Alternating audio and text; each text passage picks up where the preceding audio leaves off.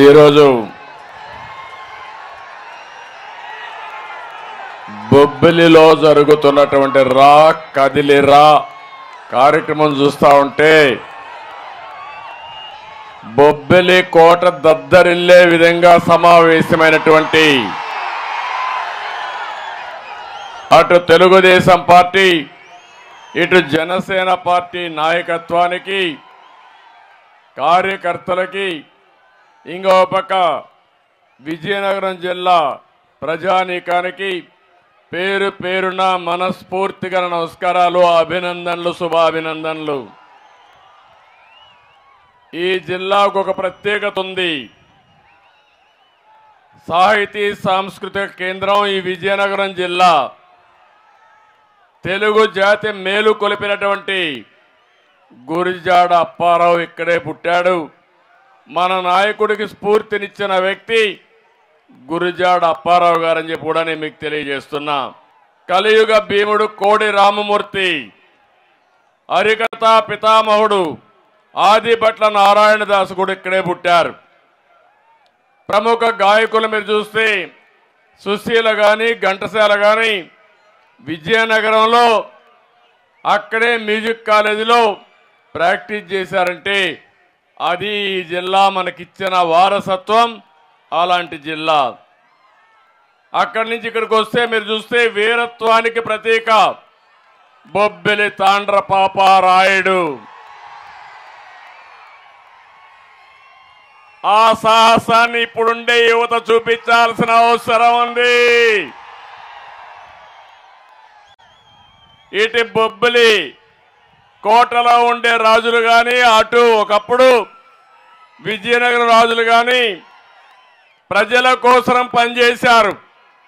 ఇప్పుడు సైకో మాత్రం రాష్ట్రాన్ని సర్వనాశనం చేయడానికి ముందుకు పోయే పరిస్థితికి వచ్చాడు. నేను ఒకటే చెప్తున్నా, ఎన్నో మీటింగ్లు చూశాను కానీ బొబ్బిల్లో ఇంత పెద్ద మీటింగ్ నేను ఎప్పుడూ చూడలేదు. బొబ్బిలి కోట నేడు బొబ్బిలి పులిలా గాండ్రిస్తా ఉంది.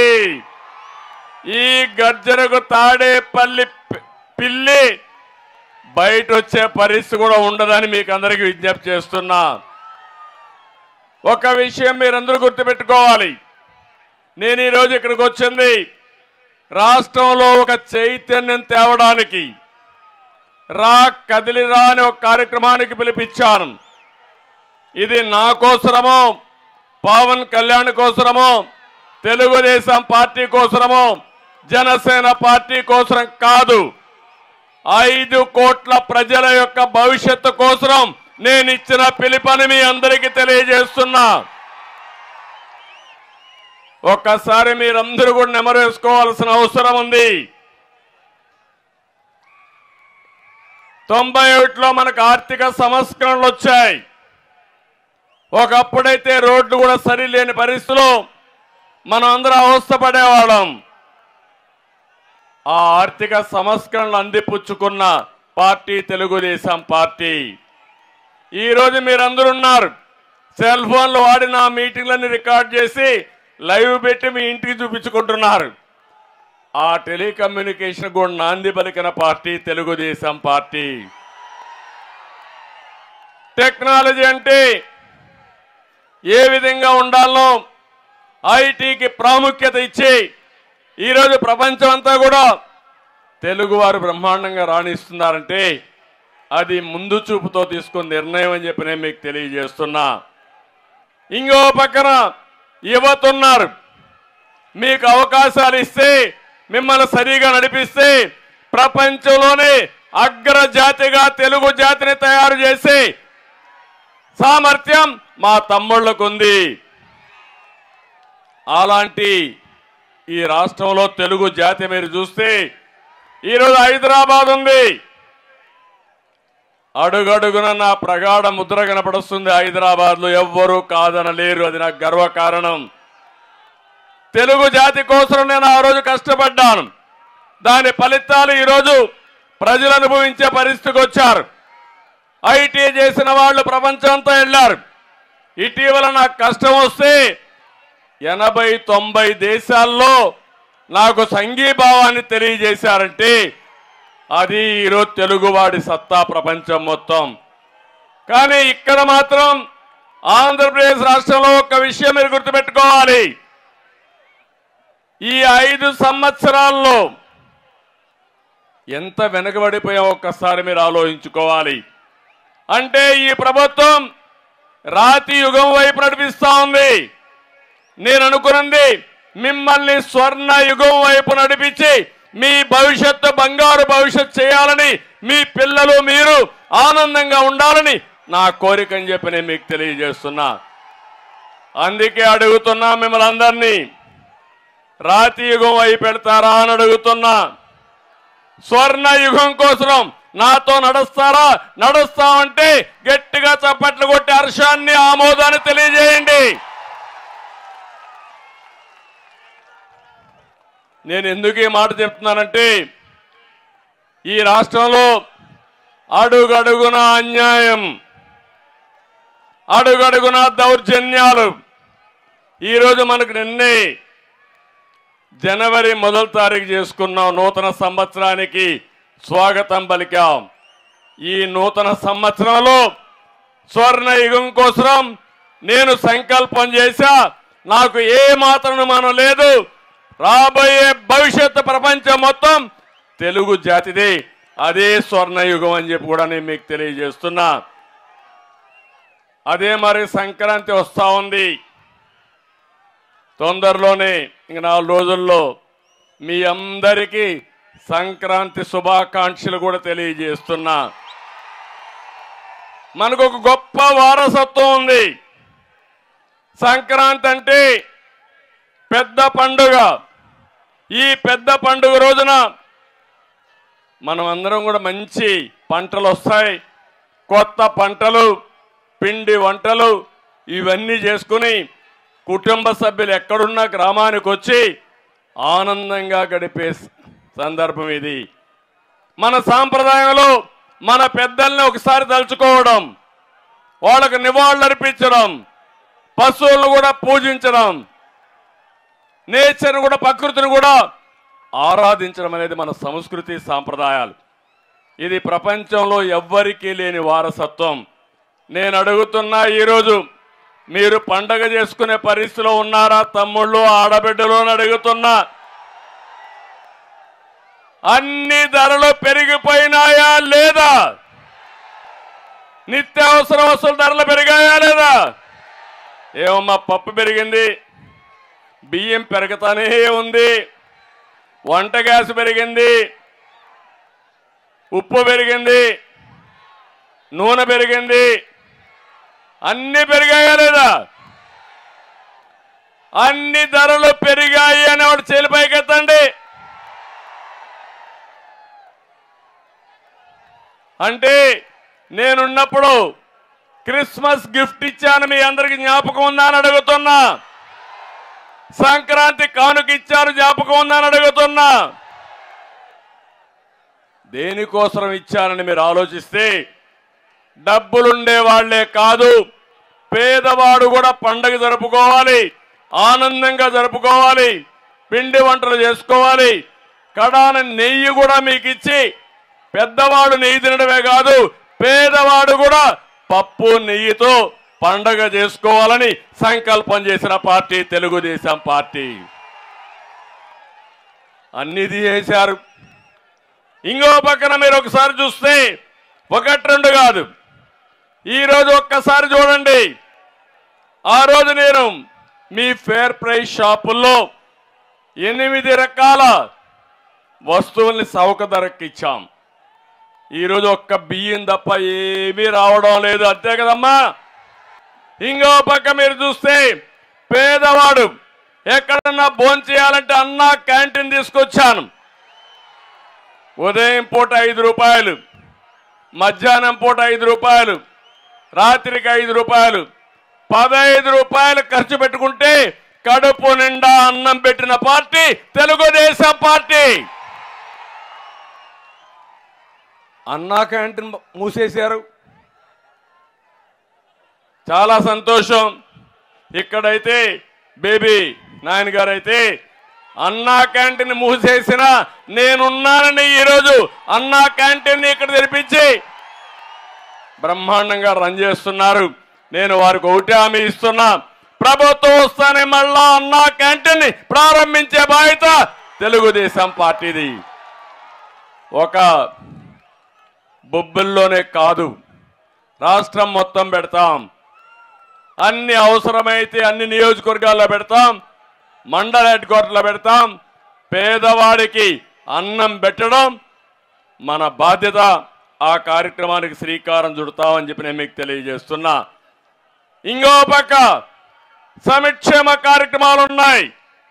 సంక్షేమ కార్యక్రమాలకు నాంది పలికిన నాయకుడు ఎన్టీ రామారావు గారు. ఇప్పుడు కాదు, 83లో ₹2 కేజీ బియ్యం ఇచ్చారు. 83లో సగం ధరకే చీర దోవతి ఇచ్చారు. 83లో పేదవాడికి ఇల్లు కట్టివ్వాలని పక్కా ఇళ్ల నిర్మాణానికి శ్రీకారం చుట్టిన మహానాయకుడు ఎన్టీ రామారావు గారు. ఈరోజు నేను వచ్చిన తర్వాత మీకు అనేక కార్యక్రమాలు, చంద్రన్న బీమా ఇచ్చాను, వస్తా ఉందని మిమ్మల్ని అడుగుతున్నా. పెళ్లి కానుక ఇచ్చాం, వస్తా ఉందని మిమ్మల్ని అడుగుతున్నా. విదేశ విద్య అన్ని కూడా రద్దు చేసే పరిస్థితికి వచ్చారు. ఒక పక్క ఈ ప్రభుత్వం రద్దుల ప్రభుత్వం, పేదవాళ్ళ వ్యతిరేక ప్రభుత్వం. ఒక మాటలో చెప్పాలంటే ఈ ముఖ్యమంత్రి పేదవాళ్ళ నడ్డి విరగ్గొట్టే పరిస్థితికి వచ్చాడు. అందుకే నేను ఒకటే అడుగుతున్నా మిమ్మల్ని అందరినీ, ఇంకో పక్క బాధుడే బాధుడు, అవునా కాదా? ఆర్టీసీ రేట్లు పెంచారా లేదా? పెంచుతూనే ఉన్నారా లేదా? ఇంకో పక్క పెట్రోల్ డీజిల్ ధరలు పెంచారా లేదా అని మిమ్మల్ని అడుగుతున్నా. విపరీతంగా పెరిగిపోయినాయి. ఇంకో పక్క మీరు చూస్తే కరెంటు ఛార్జీలు. ఏం తమ్ముళ్ళు, కరెంటు ఛార్జీలు నేను ఉన్నప్పుడు పెరిగాయా? కరెంట్ వచ్చేదా లేదా? నాణ్యమైన కరెంట్ ఇచ్చామా లేదా? ధరలు పెంచకుండా సమర్థవంతంగా రన్ చేశామా లేదా? ఈరోజు కరెంటు రాదు, కానీ రేట్లు మాత్రం పెరుగుతూనే ఉన్నాయి. ఆ పేర్లు నాకే అర్థం కాల. సర్ఛార్జ్ అంట, ఫ్యూయల్ ఛార్జ్ అంట, లేకపోతే ఎక్కడో కొన్నారని దాని మీద రేట్ అంట. 9 సార్లు కరెంటు ఛార్జీలు పెంచిన చెత్త ప్రభుత్వం ఈ ప్రభుత్వం, అవునా కాదా అని మిమ్మల్ని అడుగుతున్నా. ఈరోజు ఎంత ఉంది కరెంటు? ఒకప్పుడు ₹200 కట్టే వాళ్ళకి ఎంత ఉంది? ఇప్పుడు ఎంత ఉంది? గుర్తుందా లేదా మీకు? నేను ఆ రోజు ఎస్సీల కోసం, ఎస్టీల కోసం 200 యూనిట్లు కరెంటు ఉచితంగా ఇచ్చిన పార్టీ తెలుగుదేశం పార్టీ. ఇప్పుడు ఇస్తున్నారా? అది కూడా ఇవ్వడం లేదు. నేను అందుకే మీ అందరికీ హామీ ఇస్తున్నా, మళ్ళీ తెలుగుదేశం ప్రభుత్వం వస్తుంది, కరెంటు ఛార్జీలు పెరగవు, అవసరమైతే తగ్గించే బాధ్యత తీసుకుంటామని మీ అందరికీ హామీ ఇస్తున్నా. ఒకప్పుడు ఏ విధంగా అయితే నేను ఐటీకి ప్రాధాన్యత ఇచ్చానో, రేపు రాబోయే రోజుల్లో ఎనర్జీకి ప్రాధాన్యత ఇస్తానంటే కరెంటు ఉత్పత్తి చేసి ఫ్యూయల్ కోసం ఎక్కువ ప్రాధాన్యత ఇస్తా. మీరు రాను రాను కరెంటు వినియోగం విపరీతంగా పెరుగుతుంది.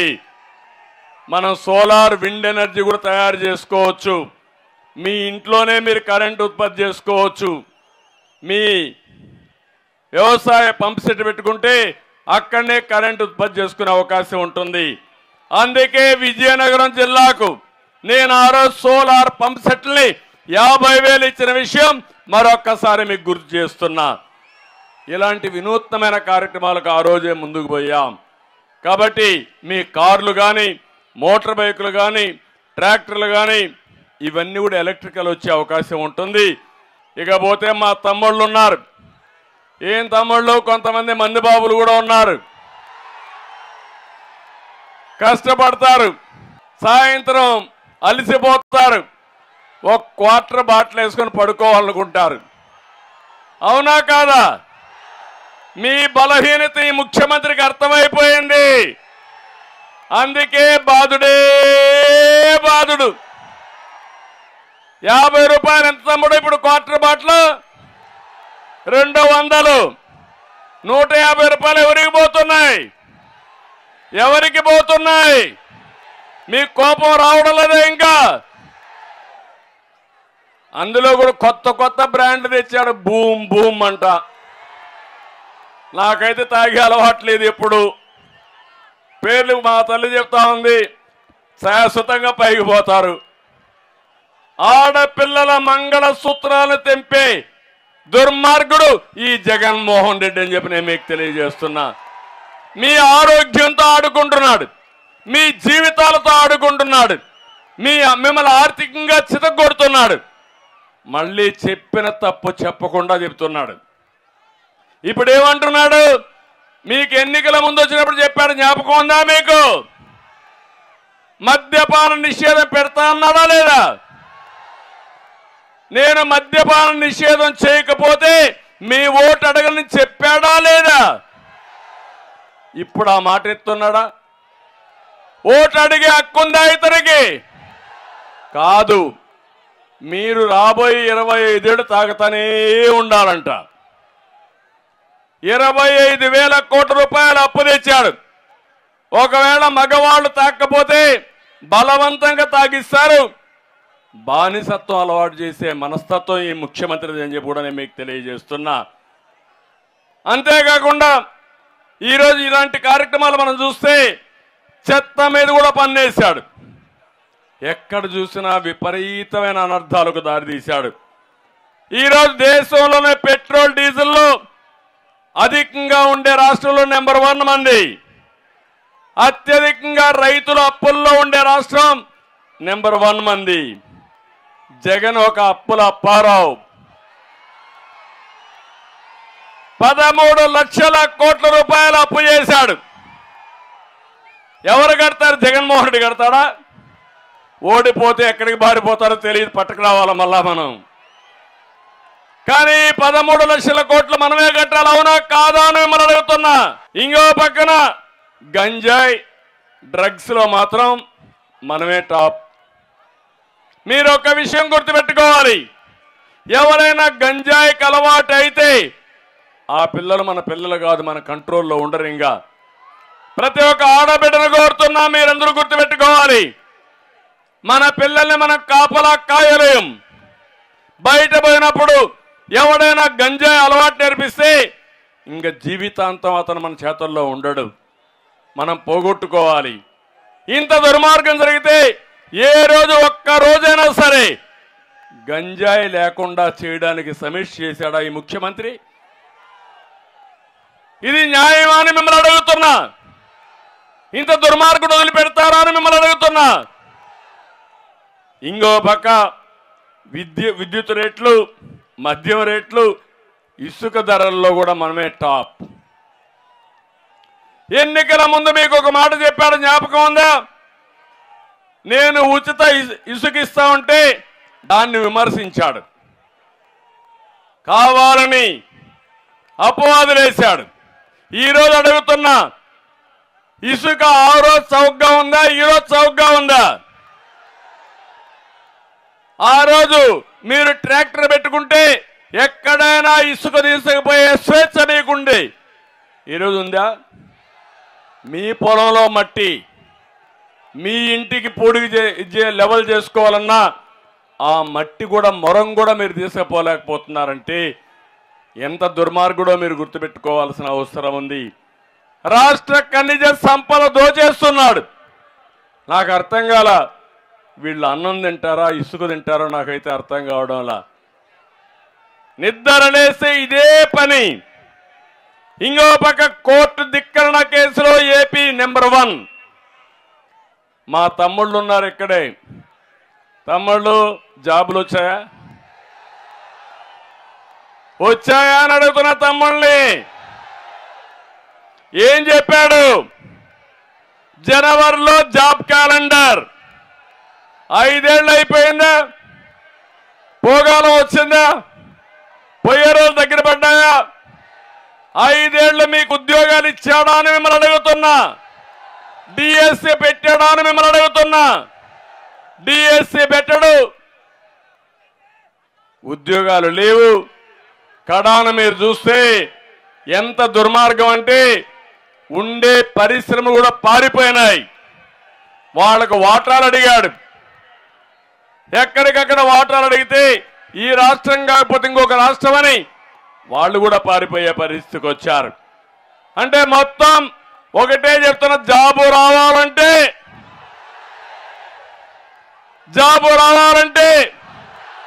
మళ్ళీ హామీ ఇస్తున్న తెలుగుదేశం జనసేన ప్రభుత్వం యువతకు ఉద్యోగాలు ఇచ్చే బాధ్యత మాదని మరొక్కసారి హామీ ఇస్తున్నా.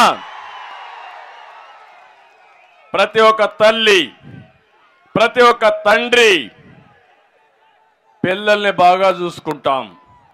మనం ఒక పూట తినకపోయినా ఆ పిల్లల్ని బాగా చదివిస్తే వాళ్ళు బాగుపడతారు. నాకు వయసు వచ్చినప్పుడు నా పిల్లలు చూసుకుంటారనే ఉద్దేశంతో వాళ్ళని బాగా చదివిస్తాం. అలాంటి పిల్లలు చదువుకున్న తర్వాత కూడా ఉద్యోగం రాకుండా మీరు చేసే కూలి డబ్బులతో వాళ్ళు గడపాలనుకోవడం ఎంత ఘోరమో మీరు ఒక్కసారి ఆలోచించండి. ఇది మన యువత తప్పు కాదు, మన పాలకుల తప్పు. అందుకే నేను ఒక హామీ ఇచ్చాను, యువ గళం కింద ప్రతి ఒక్క నిరుద్యోగిని, చదువుకునే పిల్లల్ని పూర్తిగా ఆదుకునే బాధ్యత తెలుగుదేశం పార్టీ జనసేనది. 3000 రూపాయలు నిరుద్యోగ భృతి ఇస్తాం తమ్ముళ్ళు. మన ప్రభుత్వం వస్తానే యువతకు 3000 రూపాయలు ఇస్తాం. అమ్మ నాన్న పైన ఆధారపడాల్సిన అవసరం లే. నేనే అండగా ఉంటా మీకు. ఇంకో పక్క సంవత్సరానికి 4 లక్షలు, 5 ఏళ్లలో 20 లక్షల ఉద్యోగాలు ఇప్పించే బాధ్యత తెలుగుదేశం పార్టీ తీసుకుంటాం. ఇవే కాకుండా మీ ఊర్లో మీరు బొబ్బుల్లో కూర్చొని అమెరికాలో పనిచేయాలంటే వర్క్ ఫ్రమ్ హోమ్, మీ ఇంటి నుంచే పనిచేసే విధానాన్ని తీసుకొస్తా. అదే కాదు, మీ ఇంట్లోనే కాకుండా మీకు బోరు కొడితే నెలకు ఒక 10 రోజులు బొబ్బిల్లో మంచి ఆఫీసులు కట్టి, వర్క్ స్టేషన్స్ కట్టి అక్కడ మీరు పనిచేసే విధానాన్ని తీసుకొస్తా. మా తమ్ముళ్ళ ఆదాయం వేస్తా. అమ్మను నాన్నను చూసుకుంటూ మీరు ప్రపంచం అంతా పనిచేసి మీరు అవసరమైతే బయట పోవాలంటే వెళ్ళే పరిస్థితి తీసుకొస్తాను తప్ప ప్రతి ఒక్కరికి ఉపాధి కల్పించే బాధ్యత తీసుకుంటామని చెప్పి మరొక్కసారి తెలియజేస్తున్నా. అన్ని రంగాల్లో రివర్స్లో టాప్లో పెట్టాడు, కానీ ఆయన ఆదాయంలో మాత్రం బ్రహ్మాండంగా పెరిగిపోతున్నాడు. పేదవాడయ్యాడు, అవునా కాదా? మీ జీవన ప్రమాణాలు పెరగలేదు, అవునా కాదా? కానీ దేశంలో రిచెస్ట్ సీఎం ఎవరు తెలుసా? ఎవరు? ఇది నేను చెప్పింది కాదు, రికార్డులో ఉండే సత్యం. ఆయన ఇప్పుడు మాట్లాడుతున్నాడు ఏమని? రాష్ట్రంలో పెత్తందారులకి పేదవాళ్ళకి పోరాటం అంట. నేను పెత్తందారంట, ఆయన పేదవాడంట. పాపం నిరుపేద, ఆయన డ్రాయర్ కూడా లేదు.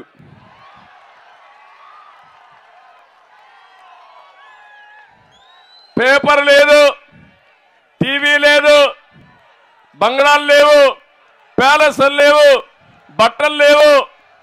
ఏం తింటాడో నాకైతే అర్థం కాదు. గడ్డి తింటాడు, ఈ గడ్డే తింటున్నాడు, అడుక్కుంటున్నాడు. మా చెల్లెమ్మ చెప్పినట్టు రేపు వస్తాడు, అప్పుడు ఓట్లు అడుక్కున్నాడు. భస్మాసుడు మార్గం మీ నెత్తిన చేయబెట్టాడు. ఇప్పుడు మళ్ళా కథల్ని గుద్దుడు. ఇప్పుడు 5 ఏళ్ళు వదిలిపెట్టకుండా గుద్దాడు. మళ్ళా ఓటేస్తే ఇంకా బానిసలమే. మనం ఆ విషయం గుర్తుపెట్టుకోవాల్సిన అవసరం ఉంది. ఆ రోజు మీరు చూడండి, పేదవాళ్ళ కోసం 200 రూపాయల పింఛన్ని 2000 రూపాయలు పెంచిన ఘనత తెలుగుదేశం పార్టీది, అవునా కాదా? పెన్షన్ తీసుకొచ్చిందే మన నాయకుడు ఎన్టీ రామారావు గారు. ఆ తర్వాత నేను 200 రూపాయలు ఉంటే ఒకేసారి 1000 రూపాయలు చేశా, దాన్ని మళ్ళా 2000 చేశా. మీటింగ్లో వస్తే మాట్లాడతాడు అబద్ధాల కోరు ఈ ముఖ్యమంత్రి. ఆయన 1000 రూపాయల నుంచి 3000 చేశాడంట. ఎవరు చేశారు తమ్ముడు 2000 వరకు? నేను చేశాను. తెలుగుదేశం చేసిందంటే గట్టిగా చప్పట్లు కూడా చెప్పండి. జగన్మోహన్ రెడ్డి అనునిత్యం అబద్ధాలు చెప్తావు. ఈ విషయంలో మీరు ప్రజలను అడిగితే వాళ్ళే చెప్తారు. రికార్డులు చూస్తే అవి అర్థమవుతాయి. మళ్ళీ నేను చెప్తున్నా, ఈ ముఖ్యమంత్రి చేసిన ఇది మీరు చూస్తే మీ అందరికీ తొలి రోజునే పెన్షన్ ఇస్తానని చెప్పాడా లేదా? 3000 ఇస్తానన్నాడా లేదా? తర్వాత వంతుల వారిగా దశల వారిగా ఇస్తానని మాట మార్చేశాడు. అదే నేనుంటే ఇంకొక 30,000 రూపాయలు ప్రతి ఒక్క పింఛన్దారుకు వచ్చేది. జగన్మోహన్ రెడ్డి మీకు 30,000 రూపాయలు బాకీ ఉన్నాడు పింఛన్దారులకి, పెన్షన్స్కి అందరికీ. అందుకే నేను ఒకటే హామీ ఇస్తున్నా, మళ్ళీ రాబోయే రోజుల్లో వీళ్ళకు న్యాయం చేసే బాధ్యత కూడా తెలుగుదేశం పార్టీ తీసుకుంటాం. చరిత్రలో మొట్టమొదటిసారిగా కిడ్నీ బాధితులకి, తలసేమియా వ్యాధి బాధితులకి, కల్లుగీత కార్మికులకి, డప్పు కళాకారులకి, మత్స్యకారులకి 50 ఏళ్లకే పింఛనిచ్చాం. కడాన ట్రాన్స్జెండర్ ఆడ మగ కాని వాళ్ళు కొంతమంది ఉంటే వాళ్ళు కొన్ని గ్రామాల్లో తిరిగి బాధపడతా ఉంటే వాళ్ళకు కూడా ఇండ్లు కట్టించి నెలకు 2,000 రూపాయలు పింఛనిచ్చిన ఘనత తెలుగుదేశం పార్టీదని చెప్పి నేను మీకు తెలియజేస్తున్నా.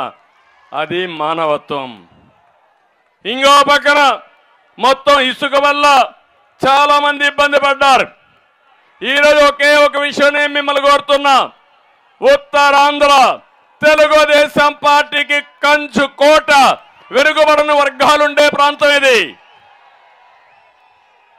ఎప్పుడూ మమ్మల్ని అభిమానించారు, తెలుగుదేశం పార్టీకి బలపరిచారు. అందుకే మొన్న కార్యక్రమం పెట్టాం, జై హో బీసీ. మళ్ళీ బీసీల రాజ్యం వస్తుంది, జనసేన ఉంటుంది. కలిసి ఈ బీసీలను అన్ని విధాలు ఆదుకునే బాధ్యత మేము తీసుకుంటామని ఈ సభా సందర్భంగా మీకు తెలియజేస్తున్నా. ఇంకో పక్క ఈ ప్రాంతానికి బీసీలకు న్యాయం చేయడం. ఒక విషయం మీరు చూడండి, ఇప్పుడు ఇక్కడ పెత్తనం అనుకుంటున్నాం, ఇక్కడ బొత్స ఉన్నాడు. పాపం బొత్స మనిషి అయితే లావుగానే ఉంటాడు. అయితే ఆయన ఏం చెప్తాడో మనకు ఒకసారి అర్థం కాదు. కానీ పెత్తనం మాత్రం మొన్నటి వరకు విజయసాయి రెడ్డి, ఇప్పుడు సుబ్బారెడ్డి, ఇప్పుడు బొత్స మాత్రం దీని గురించి మాట్లాడలేడు. అంటే ఇక్కడుండే బీసీలు పనికిరారు. ఎక్కడెక్కడనో పెత్తందారులు వచ్చి ఇక్కడ బీసీలకు నాయకత్వం వహిస్తారంటే ఎక్కడ న్యాయం అని అడుగుతున్నా. అదే తెలుగుదేశంలో ఉత్తరాంధ్ర నుంచి ఒక మంత్రి కేంద్రంలో ఇస్తే అది గౌరవనీయులు ఎర్రంనాయుడు గారికి ఇచ్చాం. ఇక్కడుండే కళా వెంకట్రావు గారు కానీ అనేక మంది మంత్రులు ఇచ్చిన ఘనత తెలుగుదేశం పార్టీదని చెప్పి కూడా నేను మీకు తెలియజేస్తున్నా. ఇంకొక పక్క నా ఆలోచన ఒకటి, ఉత్తరాంధ్రకు నీళ్లు ఇవ్వాలి, ఉద్యోగాలు ఇవ్వాలి, ఇంకో పక్క ఇండస్ట్రీస్ రావాలి, ఇంకో పక్క ఇన్ఫ్రాస్ట్రక్చర్ కూడా బాగా అభివృద్ధి చేయాల్సిన అవసరం ఉంది. విశాఖపట్నం కేంద్రంగా పెట్టుకుని అన్ని ప్రాంతాలు మనం అభివృద్ధి చేయగలిగితే ఉత్తరాంధ్ర సస్యశ్యామలం అవుతుంది, బ్రహ్మాండం అవుతుంది. దీనికి తప్పకుండా నేను ఒక ప్రత్యేక ప్రణాళిక తయారు చేస్తా. ఉత్తరాంధ్రకి న్యాయం చేసే బాధ్యత, అభివృద్ధి చేసే బాధ్యత తెలుగుదేశం పార్టీది. తెలుగుదేశం పార్టీ హయాంలో 1600 కోట్ల రూపాయలు సాగునీటి ప్రాజెక్టులకు ఖర్చు పెట్టాం. ఈరోజు మీరు ఏం చేశారు? ₹1 ఖర్చు పెట్టారా మీరు? ఏ ప్రాజెక్ట్ అయినా పూర్తి అయిందా అని మిమ్మల్ని అడుగుతున్నా. ఆ రోజు మద్దు వలస కానీ, లేకపోతే తారక రామ తీర్థసాగర్ కానీ, తోటపల్లి కానీ, వంశధార కానీ అన్ని ప్రాజెక్టులు మనమే పూర్తి చేశాం. ఈరోజు అన్ని ప్రాజెక్టులు నిర్వీర్యమైపోయే పరిస్థితి వచ్చింది. ఈరోజు ఒక్క రూపాయి కూడా ఖర్చు పెట్టకుండా వీళ్ళు ప్రవర్తించిన ఇది చూస్తే చాలా బాధాకరం అని చెప్పి కూడా నేను మీకు తెలియజేసుకుంటున్నా. శ్రీకాకుళంలో మహేంద్ర తనయ ఆఫ్ షోర్ ప్రాజెక్టు పూర్తి చేయాల. అదే మాదిరిగా ఈరోజు తోటపల్లిలో ఇంకా 2,10,000 ఎకరాలకు నీళ్లు ఇచ్చే అవకాశం ఉంది. నేనే ప్రారంభించా, మళ్ళీ దాన్ని అభివృద్ధి నేనే చేశా. ఇంకా పెండింగ్ ఉంది. తోటపల్లిని పూర్తిగా అభివృద్ధి చేసి చివరి పొలాలకు నీళ్లు ఇచ్చే బాధ్యత తెలుగుదేశం పార్టీ తీసుకుంటామని చెప్పి నేను మీకు అందరికీ హామీ ఇస్తున్నా. ఇరిగేషన్కు ప్రాధాన్యత ఇస్తాం, ఇంకో పక్కన ఉద్యోగాలకు ప్రాధాన్యత ఇస్తాం. ఈరోజు ఉత్తరాంధ్రలో మీరు చూస్తే ముఖ్యమంత్రికి జగన్మోహన్ రెడ్డికి మన మీద ప్రేమ లేదు, ఇక్కడ ఆస్తుల మీద ప్రేమ ఉంది. ఒక్క విశాఖపట్నంలో 40,000 కోట్ల రూపాయల ఆస్తులు కొట్టేశారు. ఎక్కడ భూమి కనపడిస్తే అక్కడ జగన్ కనుబడుతుంది. ఇంకెవరైనా సరే రాసి ఇవ్వకపోతే మెడ మీద కత్తి పెట్టి రాయించుకునే పరిస్థితికి వచ్చారు. నేను ఒక విషయం మిమ్మల్ని అడుగుతున్నా, తమిళ్లో వారసత్వంగా మీకు అందరికీ భూములు వచ్చాయి. మీ తాతో ముత్తాతో ఎవరో భూములు ఇచ్చారు, అవునా కాదా?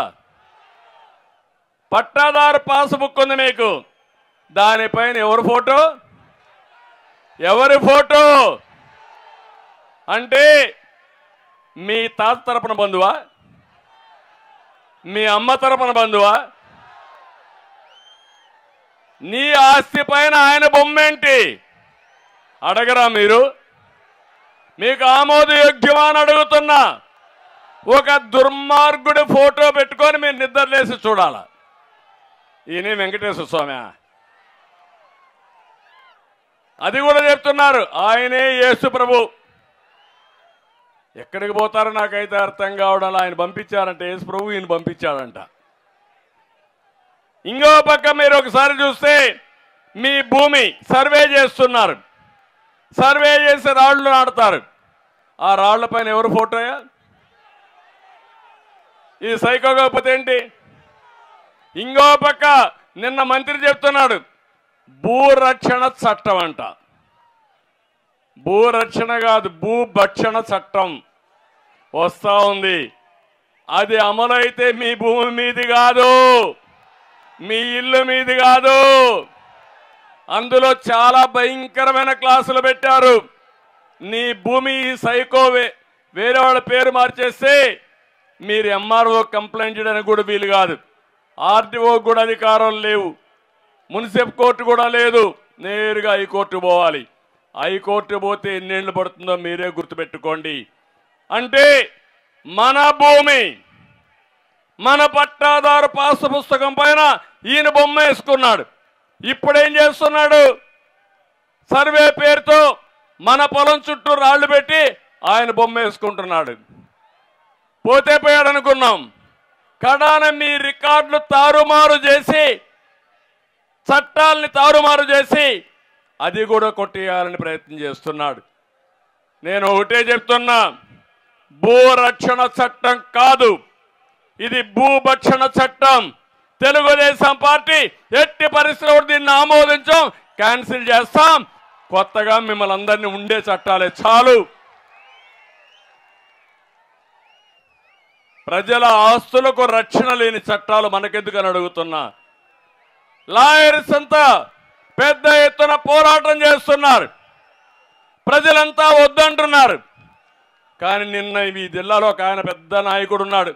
ఆయన ఏం మాట్లాడతారో ఆయనకే కాదు, శ్రీకాకుళంలో ఉన్నాడు రెవెన్యూ మంత్రి.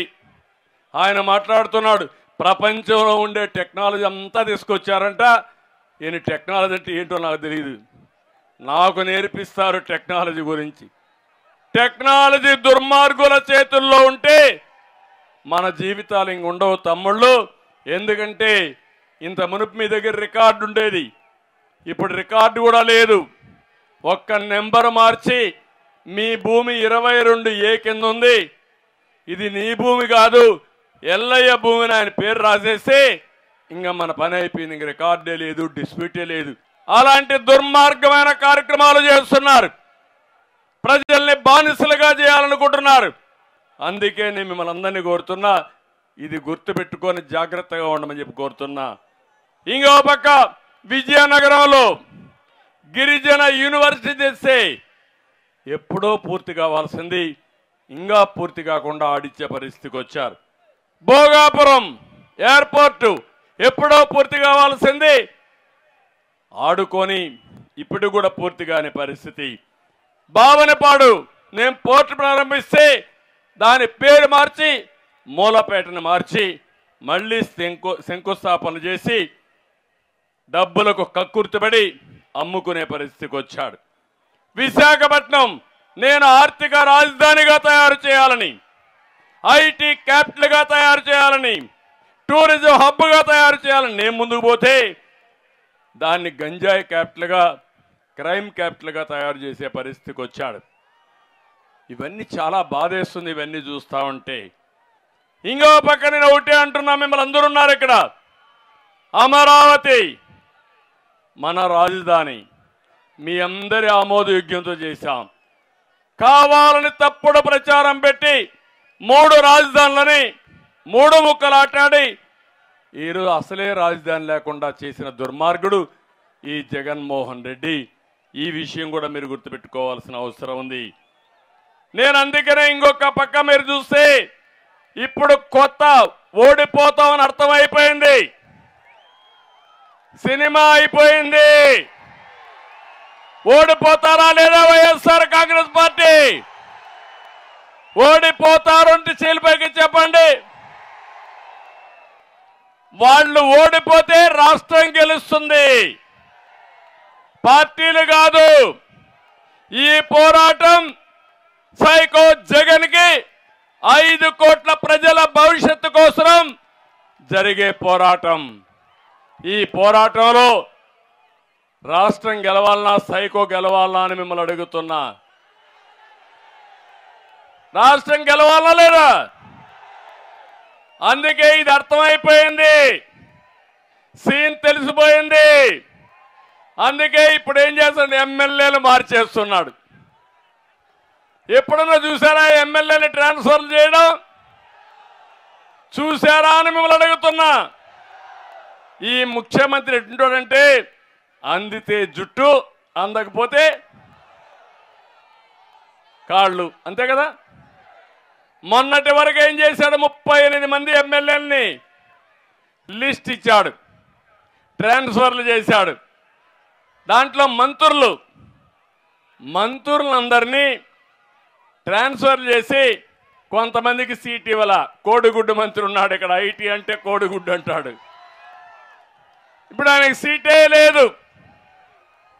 నేను అడుగుతున్నా, ఒక మంత్రిగా నీ నియోజకవర్గ ప్రజల్ని మెప్పించలేని మీరు అక్కడ చెత్త అని ప్రూవ్ అయిన తర్వాత ఇంకొక దగ్గర పోతే బంగారం ఎట్లా అవుతుంది తమ్ముళ్ళు? మీ ఇంట్లో చెత్త వేరే ఇంట్లో బంగారం అని మిమ్మల్ని అడుగుతున్నా. ఈ నియోజకవర్గంలో వేస్ట్ ఇంకొక నియోజకవర్గంలో బెస్ట్ అవుతుందా అని మిమ్మల్ని అడుగుతున్నా. ఇక్కడే రాజాంలో ఒక ఎమ్మెల్యే ఆయన ట్రాన్స్ఫర్ ఇచ్చారు. ఎక్కడికి? పాయకారావుపేటకి ట్రాన్స్ఫర్. గొప్పడే కదా ఈ ముఖ్యమంత్రి.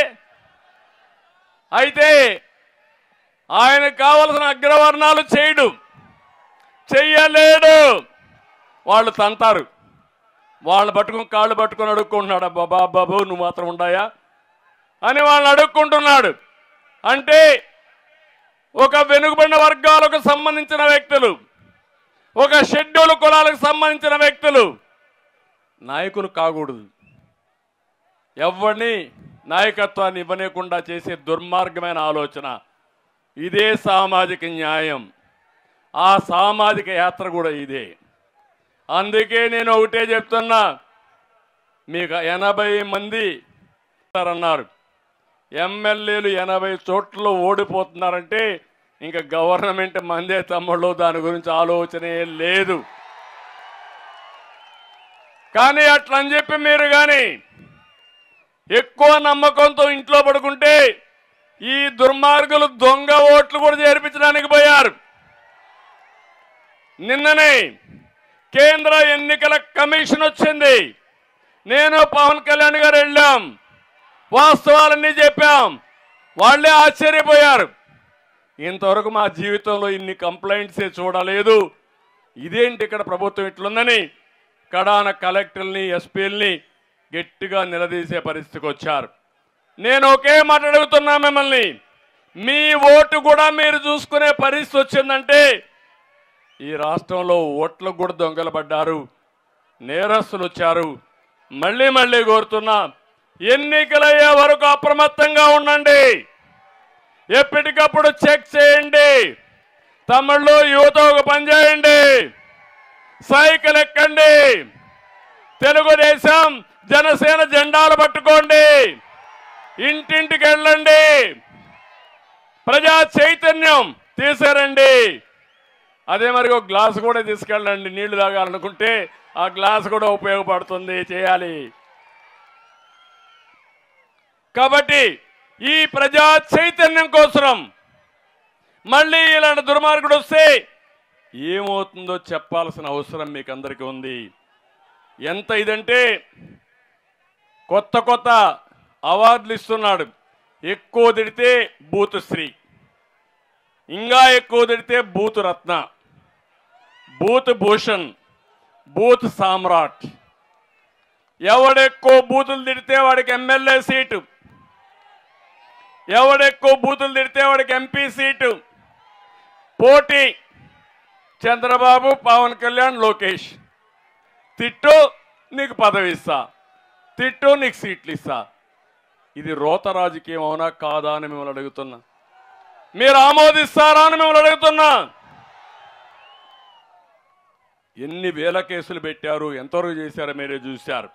బొబ్బిల్లో చిన్నప్పలనాయుడు ఉన్నాడు, పాపం ఆయనకి చెరువులు, ప్రభుత్వ భూములు యథేచ్ఛగా కబ్జా చేసే పరిస్థితికి వచ్చాడు.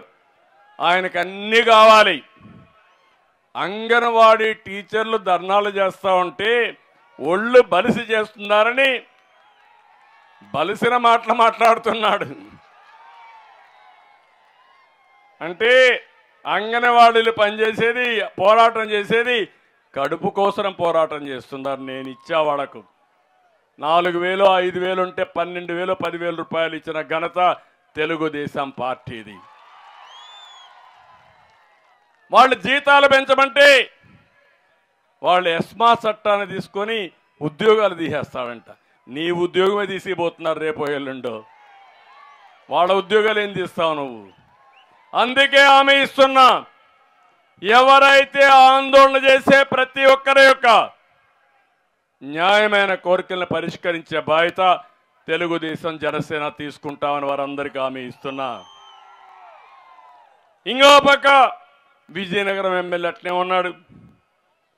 అందరిని కూడా నేను చూశాను. ఇక్కడ 7 మంది కూడా ఇదే విధంగా ఉండే పరిస్థితికి వచ్చి కడాన హెచ్చర్లు అయితే ఆ ఎమ్మెల్యే వేధింపులు తట్టుకోలేక సాక్షి విలేకరి ఆత్మహత్య చేసుకుని నోటు కూడా పెట్టాడు, సూసైడ్ నోటు పెట్టారు. నేను అడుగుతున్న సిగ్గు లేదా ముఖ్యమంత్రి మీకని? నీదే కదా సాక్షి పేపరు. నీ విలేకరిని ఆత్మహత్య చేసుకునే విధంగా చేసిన నీ ఎమ్మెల్యే పైన, అందులో ఎస్సీ అనుకుంటానాయన, ఎందుకు కేసు పెట్టలా? అంటే నువ్వు ఎంతమందిని బలేస్తావని అడుగుతున్నా. ఇలాంటివి చాలా జరిగే పరిస్థితికి వచ్చింది. అందుకే ఈ విషయాలన్నీ మీకు చెప్పాలనే ఉద్దేశంతోనే నేను ఈరోజు వచ్చా. పండగ సమయంలో ఒకటే కోరుతున్నా, ఇక్కడికి వచ్చినప్పుడు ఇంకా కొన్ని సమస్యలు కూడా చెప్పారు.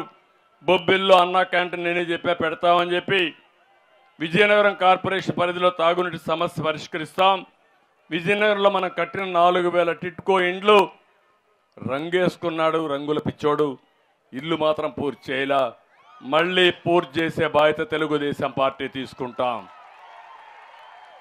పార్వతీపురంలో నిజాం కోఆపరేటివ్ షుగర్ ఫ్యాక్టరీ ఉంది, అది కూడా సిక్ చేశారు.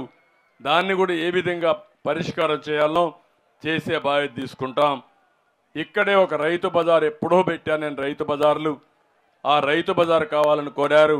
తప్పకుండా బొబ్బిల్లో రైతు బజార్ ఏర్పాటు చేసే బాధ్యత తెలుగుదేశం పార్టీ తీసుకుంటాం. బాడంగి మండలంలో గొల్లాది వద్ద వేగావతి నదిపై వంతెన కావాలన్నారు, ఇది కూడా పరిష్కారం చేస్తాం. నెల్లిమర్రలో జట్టి కావాలని మత్స్యకారుల కోసం కోరారు. రాజాం పాలకొండ ప్రధాన రహదారిని కూడా నిర్మాణం చేయాలని కోరారు, ఇది కూడా చేస్తామని చెప్పి కూడా హామీ ఇస్తున్నా. తమ్ముళ్ళు, మళ్ళా నేను వచ్చిన తర్వాత రోడ్లకు మహర్దశ వస్తుంది. ఏ రోడ్డని కాదు, ఒకటే హామీ ఇస్తున్నా, అన్ని రోడ్లని బాగు చేసే బాధ్యత తెలుగుదేశం జనసేన తీసుకుంటామని కూడా మీ అందరికీ హామీ ఇస్తున్నా. ఇంకో పక్క ఈ రాష్ట్రాన్ని పునర్నిర్మాణం చేసుకుందాం, మళ్ళీ కాపాడుకుందాం. సంక్రాంతి రోజున పండగ పూట పండగ చేసుకుంటూనే ఏదైతే స్వర్ణ యుగానికి సంకల్పం చేయండి. ఈ స్వర్ణ యుగంలో మీరు ఆనందంగా ఉండాలి, మీ పిల్లలు ఆనందంగా ఉండాలి, పిల్లలందరికీ ఉద్యోగాలు రావాలి, రైతు రాజ్యం రావాలి, పేదవాళ్లకు వెనుకబడిన వర్గాలకి భవిష్యత్తు ఉండాలి. ఇవన్నీ మీరు సంకల్పం చేయండి. మీ సంకల్పాన్ని జయప్రదం చేసే బాధ్యత తెలుగుదేశం జనసేన తీసుకుంటామని మరొక్కసారి హామీ ఇస్తున్నా. ఇప్పుడు మీ అందరికి అర్థమైందా? ఉండే సమస్యలన్నీ అడుగుతున్నా. మంచి ఎండ, ఆఖరి కూడా 1 గంటకి ఇంట్లో భోజనం చేసేవాళ్ళు, నా కోసం భోజనం కూడా లేకుండా మీరు ఈ విధంగా ఉన్నారంటే, ఇది చూసిన తర్వాత ఒక్కరు కదలలేదంటే దీన్ని బట్టి అర్థమవుతుంది. ఈ పార్లమెంట్లో 7 సీట్లకు 7 సీట్లు మనమే గెలవాలి. మళ్ళీ స్వర్ణ యుగానికి శ్రీకారం చుట్టాలి. విజయనగరం అభివృద్ధి కావాలి. అందుకే నేను అడుగుతున్నా, రా కదిలిరా అని పిలిచినప్పుడు తెలుగు జాతి స్వర్ణ యుగం కోసం అంటే మీరు పిడికిలి బిగించాలి, రా కదిలిరా అని. తెలుగు జాతి స్వర్ణ యుగం కోసం రా కదిలిరా, తెలుగు జాతిని ప్రపంచంలో నెంబర్ 1 చేయడానికి రా కదిలిరా, మన బిడ్డల ఉద్యోగాల కోసం రా కదిలిరా, ఆడబిడ్డల రక్షణ కోసం రా కదిలిరా,